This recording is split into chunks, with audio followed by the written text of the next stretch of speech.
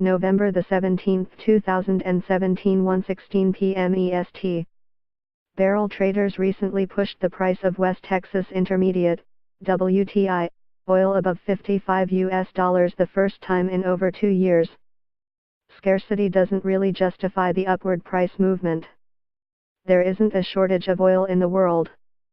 But there could be, in the worst case, if missiles start flying between two of the world's largest oil players, Saudi Arabia and Iran. Maybe it won't happen. But maybe it will, and that's what the geopolitical risk premium is all about. It's an anxiety surcharge that's tacked onto every barrel of oil, in fear of supply disruption on a moment's notice. And the fear is back. After 3 years of naivety, we're back to acknowledging the known unknowns of the Middle East, the uncertainties that strap a 10 to -20% premium on the price of a barrel. Paying a risk premium for oil is nothing new. It's been around for decades and has gone up and down with the hostility thermometer of the Middle East. Unusually, the pricing of risk dropped to zero around 2015.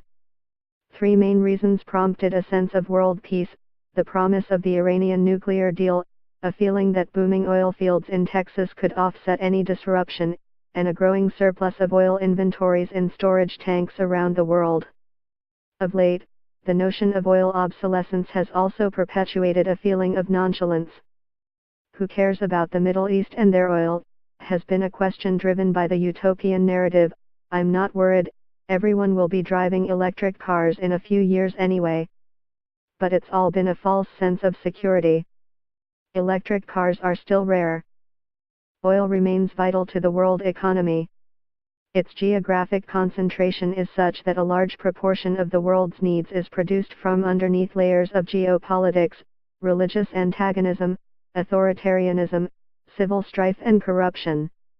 When I reflect on the extremes of oily politics, I pull out my old copy of Life magazine from 1973, the year of the Arab oil embargo. Back then, in a rare moment of unity, Arabs came together to curtail oil shipments to the West, demanding that Israel cede lands it captured in the 1967 war. I'm struck by the 2-page spread showing a Dutch freeway that's completely empty, not a car on the road due to widespread gasoline and diesel shortages. The disruption was less than 3% of world supply and lasted only a few months, but it was enough to momentarily paralyze transportation in affected countries and change attitudes about energy security too. The fallout led to big changes in personal mobility: smaller cars, greater fuel economy and alternate modes of transport like high-speed rail, especially in Europe and Japan. Juxtaposed on the fuel-starved image is a photo inset of a meeting between various leaders of the embargo.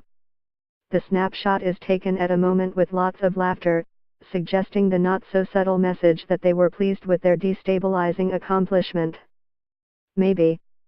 But no one is laughing now.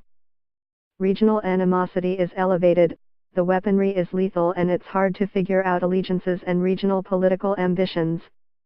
And the scale of consequence is bigger too. In 1973 oil consumption was almost 56 million barrels a day.